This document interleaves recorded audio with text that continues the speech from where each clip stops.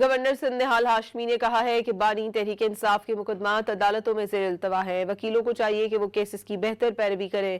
انہوں نے باور کرایا کہ صوبے کی ترقی کے لیے ان کا کردار تعمیری ہوگا۔ وہ صوبے کی ترقی اور خوشحالی کے لیے بھرپور کردار ادا کریں گے۔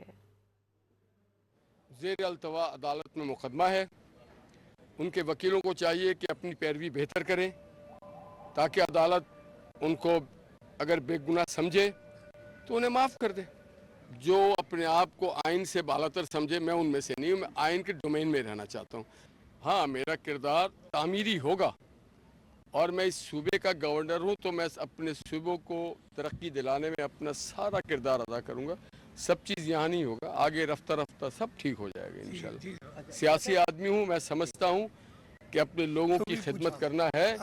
ہمارے سیاسی منشور الگ ضرور ہو سکتے ہیں، مگر ہمارا جو صوبائی منشور ہے وہ یہ ہے سندھ کی ترقی، اور یہی بات مجھے وزیر اعظم پاکستان محمد شہباز شریف صاحب نے یہ ہدایت دی ہے کہ آپ اپنے صوبے کی ترقی اور خوشحالی کے لیے کوئی کسر نہ چھوڑیں۔